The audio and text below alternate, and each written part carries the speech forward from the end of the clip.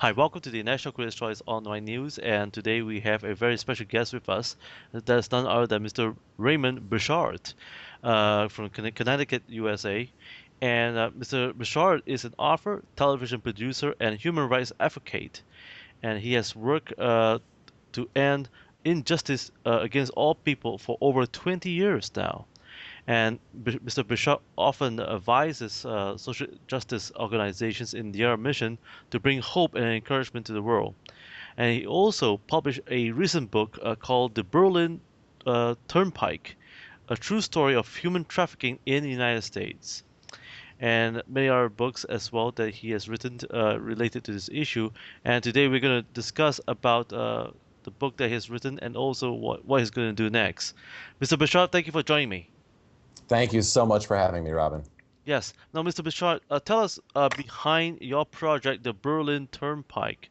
What caused you to feel that there is a urgency to address the issue on human trafficking in the United States? Well, a number of reasons. The urgency, as you said, is extreme and growing all the time. The urgency, though, was not only to simply let people know what was actually happening with human trafficking, especially commercial sexual exploitation in the United States, but an urgency to bring a human voice to its victims. I wanted to humanize those who were caught in this tragedy. And that had never really been done before. There had been studies, there had been somewhat sensationalized stories, but Connecticut is quite close to New York City and a very wealthy area. And people have the feeling, because of the myths and conceptions around human trafficking, that such a crime doesn't happen here. It simply wouldn't happen in a place like our own. Well, as it turned out, the first trial in the United States under the new human trafficking law took place in Connecticut, very close to where I grew up. And most of the crimes and most of the victimization of the girls, some of whom were 14 and 16 years old, took place on a roadway called the Berlin Turnpike, a commercial roadway that's still in existence today, has been for 100 years, and has 1,200 motel rooms in it, in an area with no tourism. It's named after one of the towns that goes through, Berlin, which is named after the city in Germany. So the book examines this trial that took place in 2007. And as I looked deeper into this particular trial and transcripts, the very fact of every element that commercial sexual exploitation has in it in the United States was ingrained into this trial. In other words, by explaining this trial, United States versus Dennis Paris, it was really explaining human trafficking as it works in the United States, all over the United States today, both on the streets and especially on the internet. So the urgency, I go into a great deal in the book. It's the problem itself of human trafficking is exploding in many ways because now it can happen anonymously, where both the trafficker, the pimp, the customer can behave with total anonymity over the internet. No one has to drive around, look for anyone on the street, wait till the nighttime, wait till it's warm out, drive to that part of town. They simply go online and order a girl like a pizza. Now, is there a political will today in the United States to actually try to, block off websites such as services portrayed by young women and pimps and so forth? That's a very, when you started your question, you said, is there a political will? I thought you were going to ask against human trafficking. That question, yes, there is a growing one. But your question went in a different direction. And it's a very, very good question. Is there a political will to get rid of these websites? Not particularly. Because of our laws, we are not able to really simply get rid of them. And when Craigslist got rid of its erotic ads and adult ads, they then migrated to websites like Backpage, which are also owned by large media companies, some private companies that are quite large that offer just these escort services, and I'm using escorts as they do. It's really a masking term for prostitution, human trafficking. But also, we found a great deal of it migrating to Facebook, because Facebook has the advantage of now the pimps can pose as girls or the girls in their stable and reach out to men and try to start conversations with them rather than having men go to a particular website. So, and we've worked with Facebook very closely on this.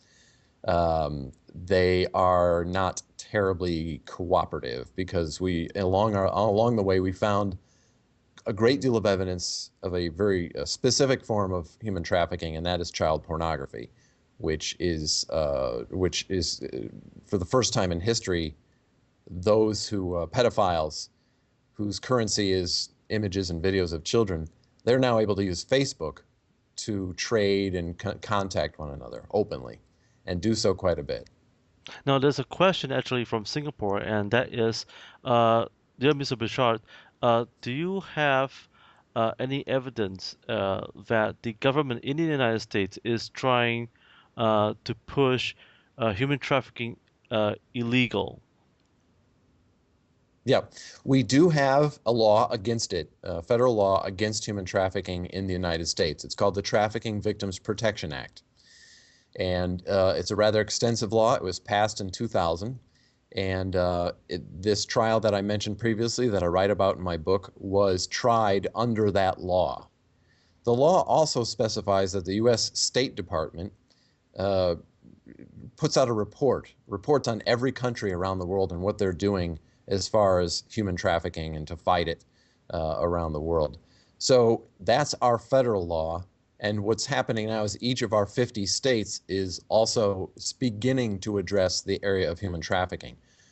In Connecticut, my home state, this year, we passed a rather extensive and comprehensive law, bringing that particular state's law up to speed. So they are addressing it finally. They had ignored it for quite some time, but pressure is mounting, and they are responding. Now, another question that's coming from Malaysia, and that is, what kind of challenges did you face as a human rights advocate to enforce these issues? Oh, what kind of challenges did I face as an advocate?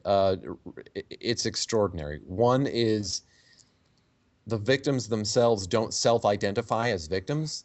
They don't believe themselves to be victims. They believe themselves to be part of a criminal activity in many instances, so that they are trying to hide. They are also trying to protect their pimp in many cases. Again, they're trying to hide.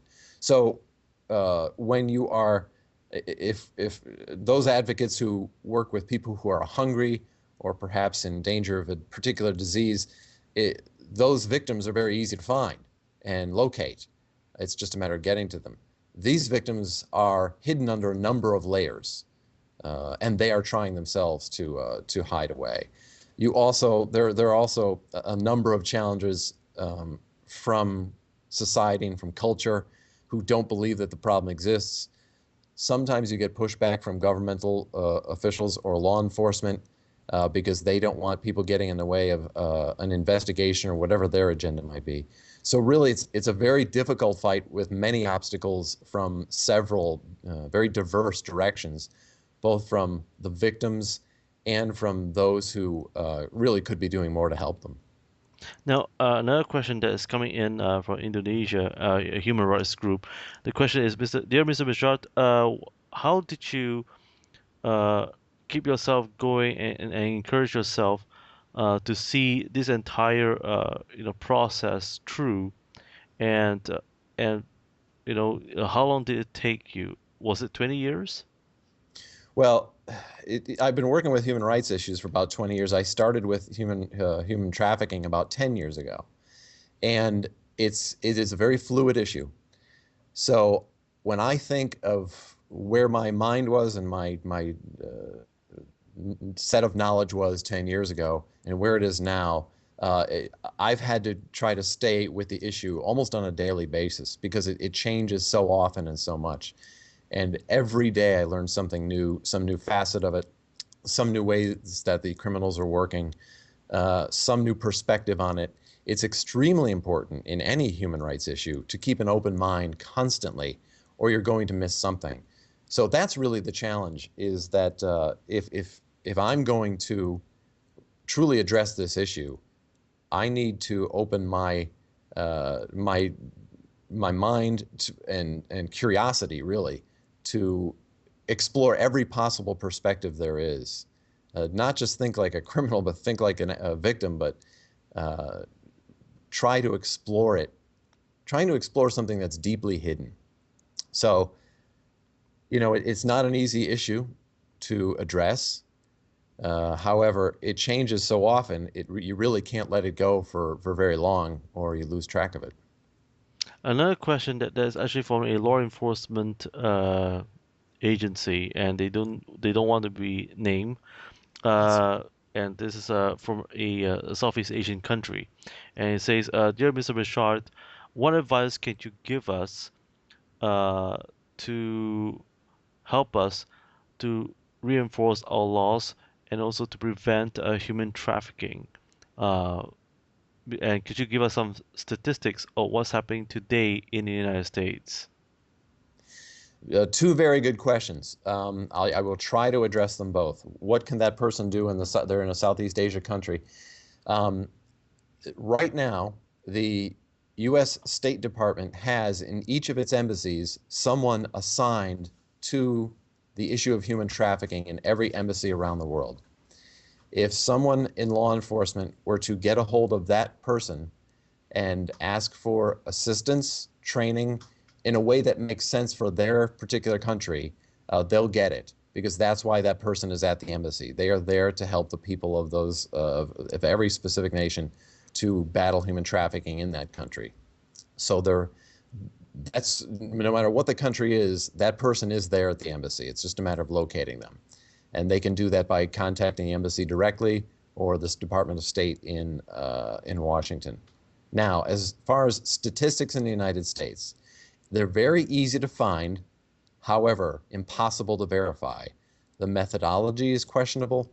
The statistics, I write about this quite a bit in my book, have been repeated by NGOs and then repeated by media and then repeated by government officials so that everybody takes them as true. I'm not even going to repeat the numbers here because I researched them so far back, there was no basis for any of them.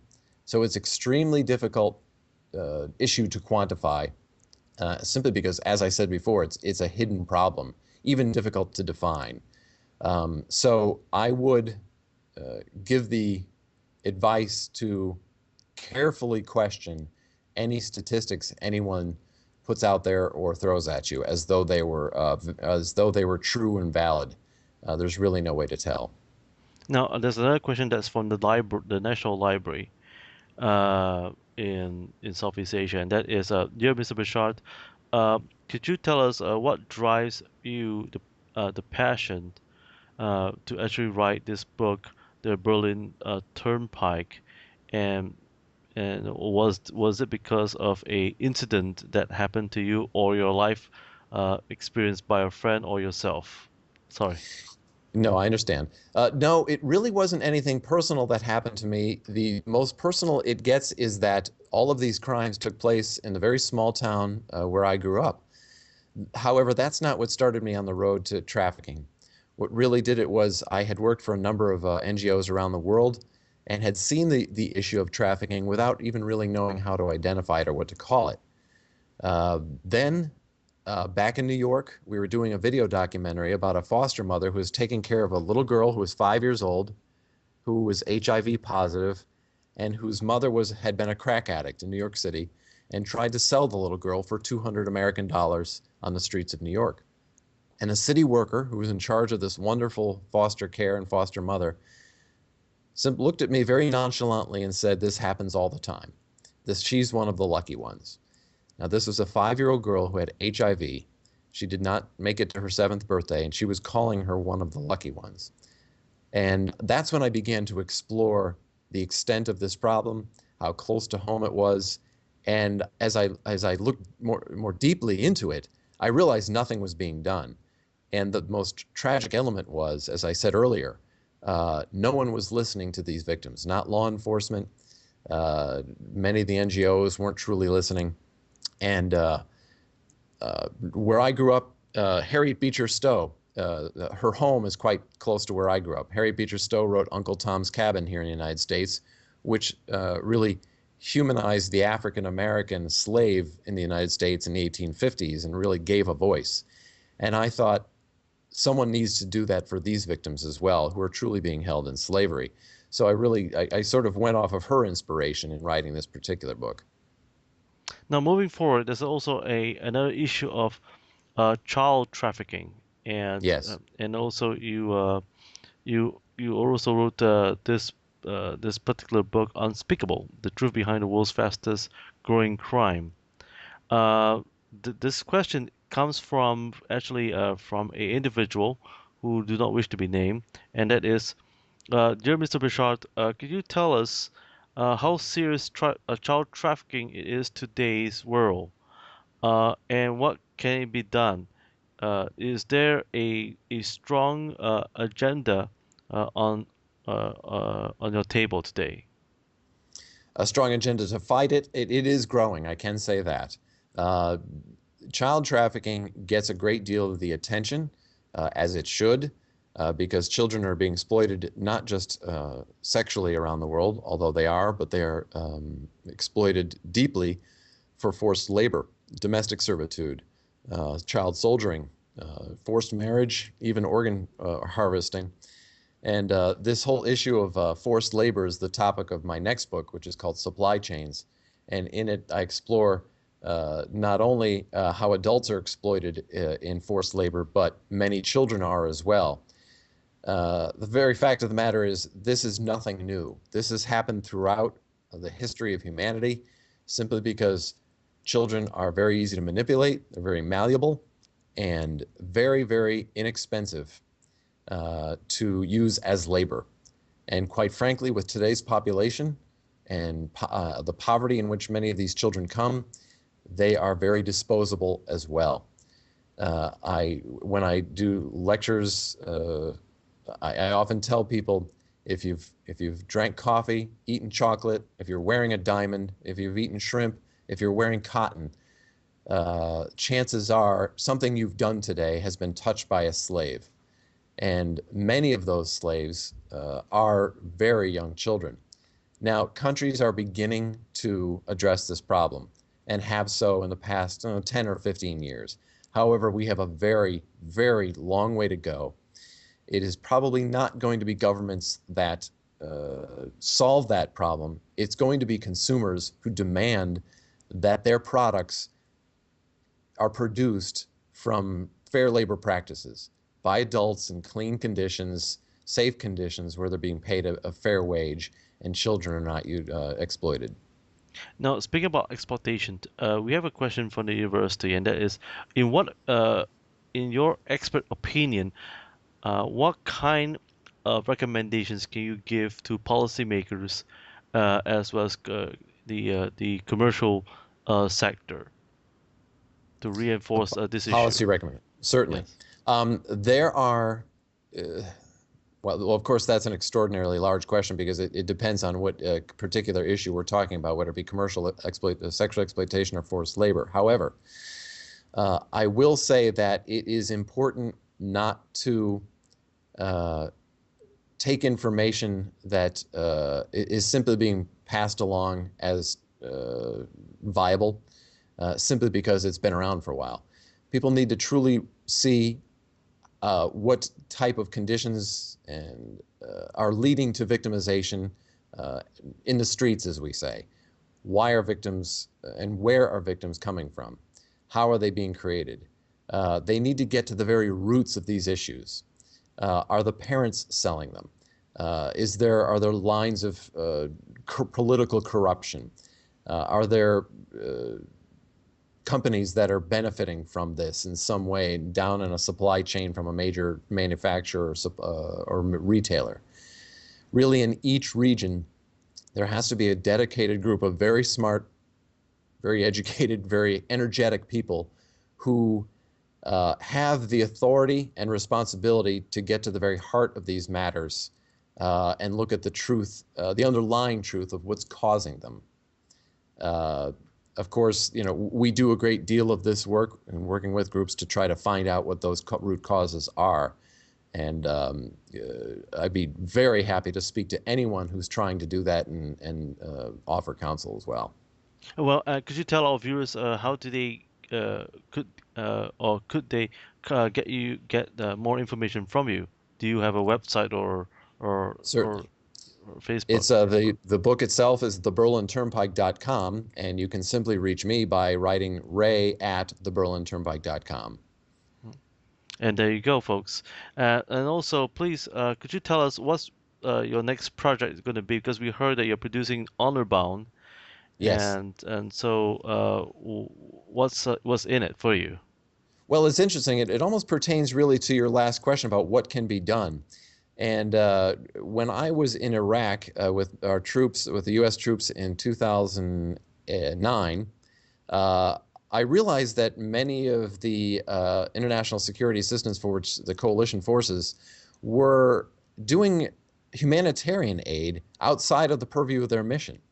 And I began asking not only the American military, but other military forces as well, is this typical? Do your soldiers go out into the field, go out from their missions, and then do other things beyond their purview to help people? And they simply shrugged and said, we do that all the time. And so we decided to develop a television program called Honorbound that focuses exclusively on humanitarian aid that's being conducted by military forces. So that's what's brought me to Afghanistan a couple of times, and we'll be returning there in November. So that people can learn more about that at honorbound.tv. And there you go, folks. And before we go further and end the program, um, about inequality, the issue of inequality today. This question is has been submitted by from Singapore as well, and that is, uh, how does the United States able to cope inequality? And in your experience throughout the world in your travels, you probably have seen a lot of inequality.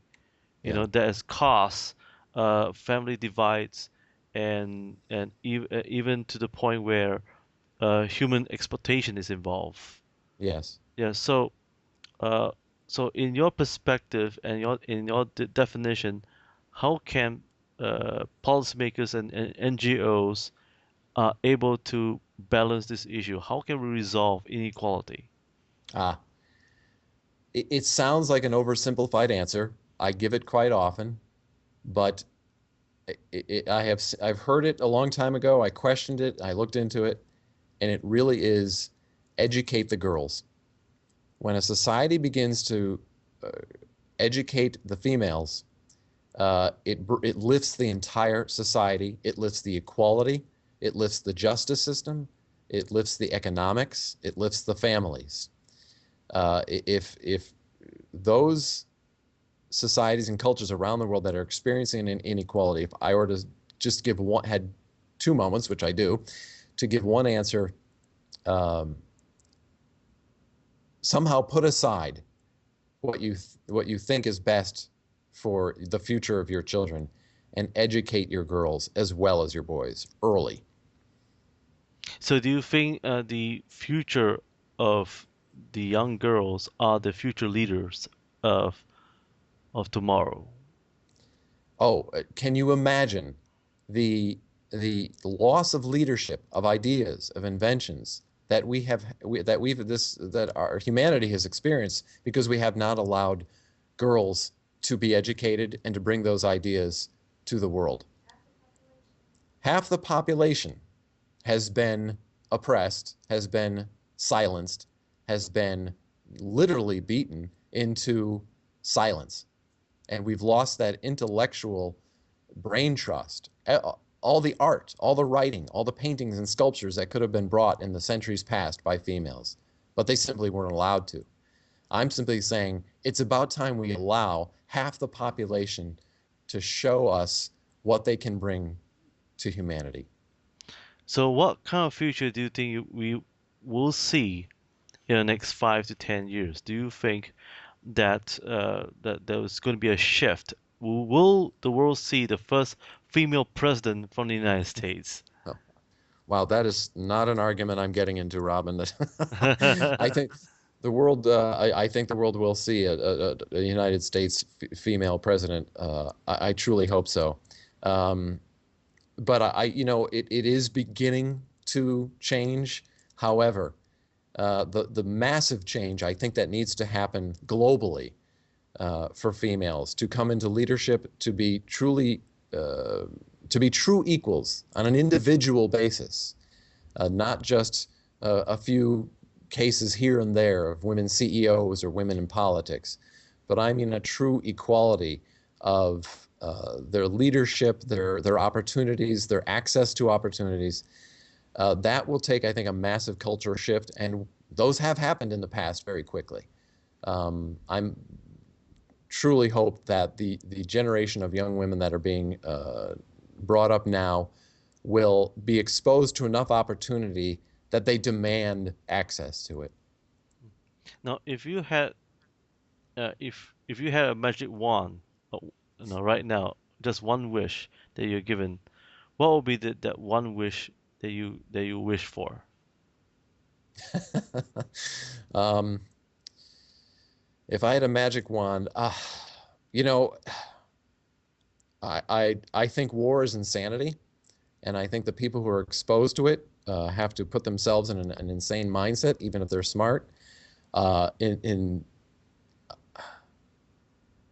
technology has given us a great many things. It has allowed us to go to the moon and feed millions of people, billions of people. It has allowed us to make medical advances, and however, it has also allowed us to kill a lot of people. Um, there's no reason for war anymore. That would be it. Can you imagine a world where that was just wasn't an option? Well, I would like to we could have that.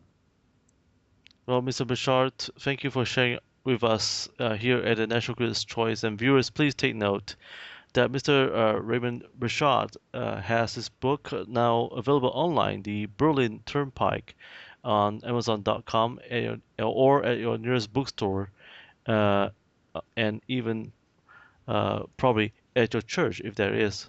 The title may still made available. And Mr. Bechard, we look forward to your next book. So what's next for your next book? Yes, it's called Supply Chains, Hmm. and it's really about forced and exploited labor around the world, about how the products we use and the companies we buy from often, knowingly or unknowingly, used slave labor in getting those products to us. Well, once again, thank you for sharing with us for your next project, and we look forward to seeing you very shortly. Thanks, Robin. God bless.